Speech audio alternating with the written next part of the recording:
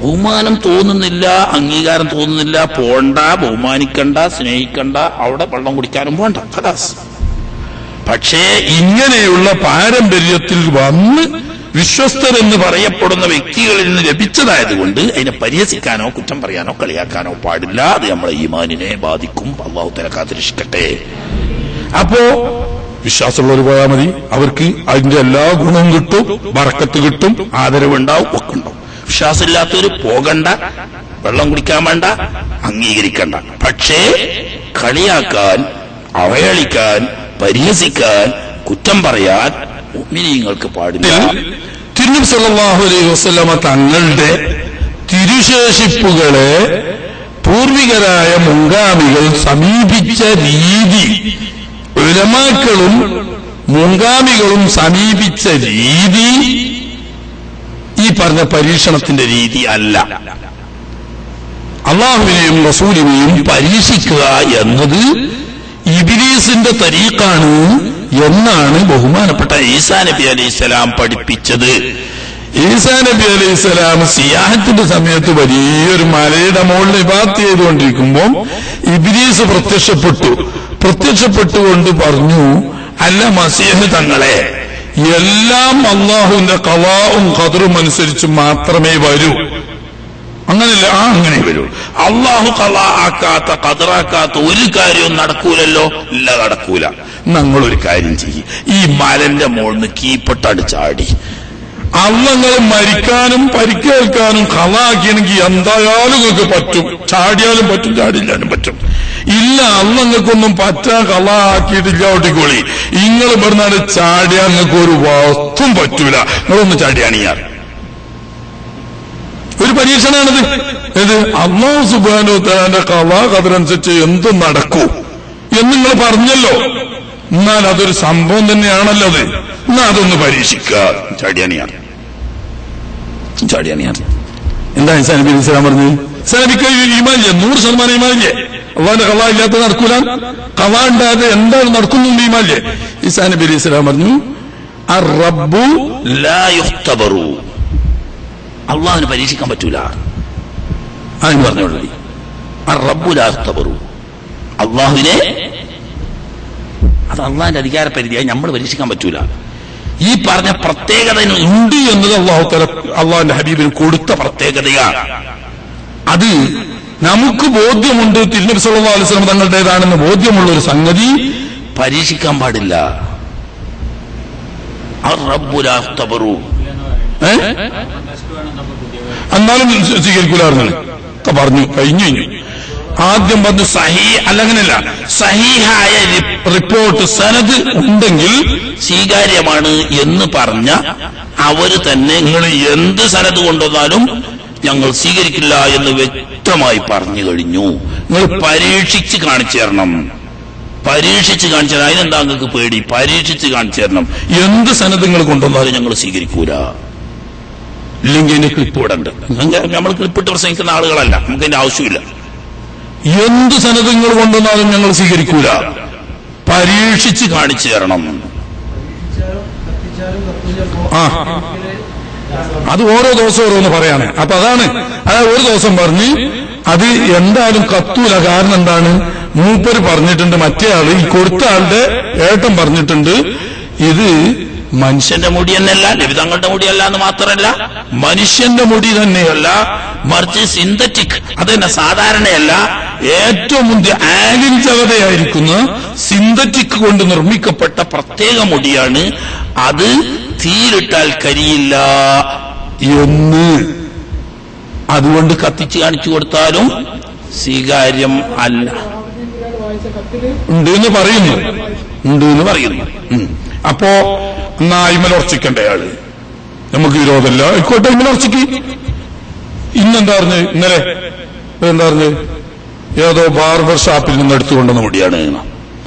Barber ഷാപ്പിൽ സാധാരണ synthetic മുടി ബാർബർ ഷാപ്പിൽ ഒഴിവാക്കുവോ? സിന്തറ്റിക്കിന്റെ മുടിയുണ്ടെന്ന് നമ്മൾ പറയാൻ പറഞ്ഞു. മറ്റോലുണ്ടല്ലോ, ആര് ഗൾഫ് കെട്ടിയാറ് ഓരോരുത്തർ സാധനമുണ്ട്, അത് ഓര് പോയിട്ട് ബാർബർ ഷോപ്പ് പോയിട്ട് വെട്ടിക്കോ. ബാർബർ ഷോപ്പിൽ പോകണമെങ്കിൽ ഇത് പഠിച്ചു കളയാ, വെട്ടിയ വേണ്ടേ? ഇത് വലുതാവില്ലല്ലോ, ഉള്ള വലുപ്പത്തിലല്ലേ, പിന്നെ കളയാൻ പോവോര്. സിന്തറ്റിക് വെച്ചാൽ ബാർബർ ഷോപ്പ് കിട്ടൂലല്ലോ. അപ്പൊ തലേന്ന് പറയുന്നു സിന്തറ്റിക് നിർമ്മിതമാണ്, പിറ്റേന്ന് പറയുന്നു എന്ത് ബാർബർ ഷോപ്പിൽ നിന്ന് കൊണ്ടുവന്നതാണ്, ബാർബർ ഷോപ്പിൽ നിന്നിട്ട് കൊണ്ടുവന്നതാണ്. നേരത്തെ പറഞ്ഞ് ഏപ്പിന്റെ പെണ്ണുങ്ങളെ മുടിയാണ്, ഏപ്പിന്റെ പെണ്ണുങ്ങളെ മുടിയാണ്, ഏപ്പിന്റെ പെണ്ണുങ്ങളെ മുടിയാണെങ്കിൽ ഒക്കെ നരച്ചിട്ടുണ്ടാവൂലേ? അല്ലല്ല, അതൊന്നും നമ്മൾ പറയണ്ട, നമ്മളതൊന്നും പറയണ്ട, നമ്മളതൊന്നും പറയണ്ട. നാട്ടിലൊക്കെ വർത്താനം എന്താ, ഏതോ മറ്റേ സുഡാനി പെണ്ണിന്റെ മുടിയാണ്, അത്ര വലിപ്പമുള്ളൂ. സുഡാനി പെണ്ണുങ്ങളുടെ മുടി ഇങ്ങനെ ചുരുണ്ടിട്ടില്ല, അത് സാധുക്കൊക്കെ അറിയോ? ആരും ആയിക്കോട്ടെ, പൊന്നു ചങ്ങായിമാരെ, നമ്മളിവിടെ ഈ നാട്ടിലാണല്ലോ ജീവിക്കുന്നത്. സുഡാനി പെണ്ണുങ്ങൾ, വലിയ പെണ്ണുങ്ങളെ നമ്മൾ കാണുന്നെങ്കിലും പെൺകുട്ടികളെ കണ്ടിട്ട് ഞങ്ങള് അതിങ്ങനെ സ്പ്രിങ്ങോൽ ഇങ്ങനെയല്ലേ ഇല്ലേ? ഞങ്ങളൊക്കെ മദ്രസയിൽ വരുന്നുണ്ടാവും കുട്ടികള്, അല്ലാണ്ടാവില്ല, എന്നാ തന്നെ ഇങ്ങനെ ചുരുണ്ടിട്ടാണ്ടാകുക. അതെങ്ങനെ 1.5 മീറ്റർ കിട്ടുമോ? ഏതെങ്കിലും ദുന്യാവിലുള്ള മുഴുവൻ സുഡാനി പെൺകുട്ടികളുടെ കൂടി മുറിച്ചുണ്ടാക്കിയാലും ഇതിങ്ങനെ ചുരുണ്ടി കമ്പി ചുരുണ്ടിട്ടാണ്ടാകുക. പിന്നെ 1.5 മീറ്റർ ഒന്നും കിട്ടുമോ? ഇങ്ങനെയൊക്കെ അതൊന്നും ശരിയല്ല. ഇസ്ലാമിന്റെ വഴിയും അതല്ല. ഇസ്ലാമിന്റെ വഴി 2 എണ്ണം. ഒന്ന്, ബഹുമാനിക്കപ്പെടുന്ന വിശ്വാസയോഗ്യരായ ആദരിക്കപ്പെടുന്ന ആളുകളുടെ വാക്ക് സ്വീകരിക്കുക, മുസ്ലിം ഉമ്മത്തിന്റെ നടപടി അംഗീകരിക്കുക. അന്വേഷണമാണെങ്കിൽ അയാൾ ഇപ്പോഴുണ്ടല്ലോ ജീവിച്ചിരിക്കുന്നത്. ഈ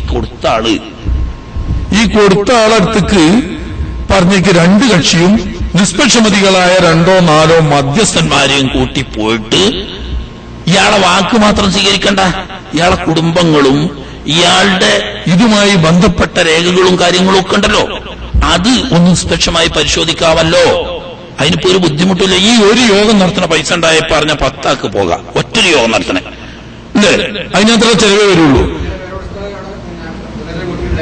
അത് പോരാ, ഒരാളുണ്ടായ പോരാ, ഈ 2 കക്ഷികളിൽപ്പെട്ടയും പ്രതിനിധികൾ പോകണം. എന്നിട്ട് നിഷ്പക്ഷമതികളായ മധ്യസ്ഥന്മാരും വേണം. എന്നിട്ട് അവർ മുഖേന പഠിക്കുക.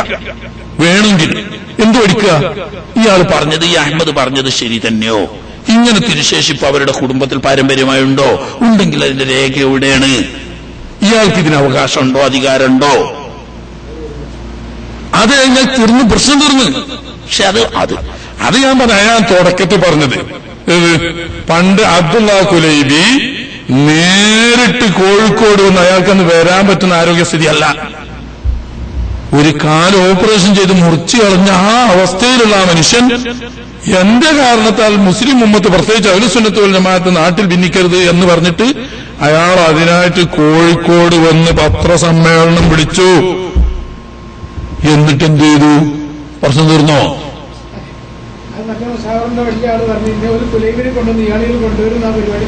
തന്നെ പറയുന്നു. ഇയാള് വരും തന്നെയല്ല, ഇയാൾ വരാൻ തയ്യാറാ. എങ്ങനെ? പള്ളി തറക്കല്ലിടലിന് അയാൾ വരും എന്ന് പറഞ്ഞിട്ടുണ്ട്. ഈ പറഞ്ഞ പള്ളി ഉണ്ടല്ലോ, പള്ളി തറക്കല്ലിടലിന് അയാൾ തന്നെ വരും. അയാൾ വന്നിട്ട് കാര്യമില്ല പറയുന്നത്. അയാളല്ല വരേണ്ടത്. പോയിട്ട് അയാളുടെ കുടുംബം തന്നെ കുറെ ഉണ്ടാവുമല്ലോ. ഈ കുടുംബത്തിന്റെ രേഖകളും നമ്മളെ പോലെയല്ല. നമ്മളെ നാട്ടിൽ നമുക്ക് കുടുംബത്തിന് എന്തോ കവല രേഖയാണ്. ഇവർക്കതല്ല. ഇവർ അൻസാരികളാണെങ്കിൽ സഹാബികൾ തൊട്ട് ഇതുവരെയുള്ള കൃത്യമായ രേഖകൾ എഴുതി സൂക്ഷിക്കുന്നവരവരൊക്കെ. അത് അറബികളുടെ പ്രത്യേകത, ലോകത്ത് വേറൊരു കൂട്ടർക്കില്ലേ. അങ്ങനെയുള്ള ആ കുടുംബ പാരമ്പര്യത്തിൽ സൂക്ഷിപ്പുള്ള തിരുശേഷിപ്പുകളെ പറ്റി രേഖ ഉണ്ടാവും. ഈ രേഖ നിഷ്പക്ഷമതികളെ കൊണ്ട് പരിശോധിച്ച് ബോധ്യപ്പെടുത്തി കഴിഞ്ഞാൽ ഈ പ്രശ്നം തീർക്കലാണ് ഉദ്ദേശമെങ്കിൽ ഏറ്റവും നല്ല മാർഗം അതാണ്. പക്ഷേ നന്മ ഉദ്ദേശിക്കുന്നവർക്കല്ലേ.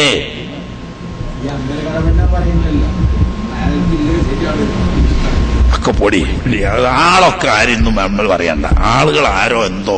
ഞാൻ പാരെ പറ്റിയൊന്നും പറഞ്ഞിട്ടില്ലല്ലോ. ഒരാളെ പറ്റി ഞാൻ പറയണില്ല. അവരൊക്കെ അഹ്ലുസുന്നത്ത് വൽ ജമാഅത്തിന്റെ ആളുകളാണ്, ആലിമീങ്ങളാണ്. ഓര് പറഞ്ഞാലും ഒരു വൃത്തത്തിൽ നിന്ന് പറയാ. അതിനുള്ളതൊക്കെ അങ്ങനെ ഉണ്ടാവും. ഏത് ബൈച്ചാര് തല്ലാൻ പോകുമ്പോ മർമ്മം നോക്കിയിട്ട് തല്ലുള്ളൂ. അപ്പോ അതിന് വേണ്ട മറുകൈ കളരിയടിച്ചവര് തമ്മിൽ തല്ലുകയാണെങ്കിലേ ഒരുത്തന്റെ ചവിട്ടിന് മറ്റേ ചവിട്ടും, ഒരുത്തന്റെ ഒഴിച്ചിന് മറ്റവന്റെ മറിച്ചിലും ഒക്കെ നേരത്തെ തന്നെ രണ്ടാക്കും അറിയാം. പിന്നെ ഈ കൈക്കടുപ്പം കൊണ്ടും അള്ളാന്റെ കള്ള കൊണ്ടും ഓരോന്ന് കുടുങ്ങുക. ഇല്ലെങ്കിൽ വരാൻ പാടില്ല. നിയമം അങ്ങനെയാണ് അതിന്റെ നിയമമോ. അന്നേക്ക് ഇവര് അതിനൊക്കെ എന്തുണ്ട് മർമർമ്മം കണ്ടിട്ട് ആണ് ഒരു കാലം വെക്കണേ.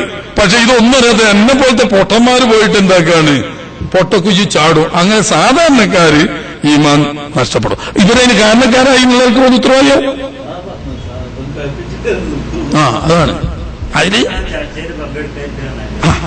അതാണ് ഇപ്പൊ ഞാൻ പറഞ്ഞത്. നമ്മക്ക് നല്ലത് ഞാൻ പറഞ്ഞ അവസാനം പറഞ്ഞ 2 മാർഗം. നമുക്കത് വിശ്വാസം ബോധ്യമുണ്ടെങ്കിൽ പോയി കാണാ, വെള്ളം കുടിക്ക, ബഹുമാനിക്ക, ആദരിക്ക, അതിന്റെ കൂടൊക്കെ നമുക്ക് കിട്ടും. നമുക്ക് ബോധ്യം വരുന്നില്ലെങ്കിൽ നമ്മളാണ് പോകും വേണ്ട, കാണും വേണ്ട, അതിന്റെ വെള്ളം കുടിക്കും വേണ്ട. പക്ഷെ 3 കക്ഷി പെടാൻ പാടില്ല. ഏതാ? കളിയാക്കുക, ആക്ഷേപിക്കുക, പരിഹസിക്കുക, അതിലെന്തായാലും പെടാൻ പാടില്ല.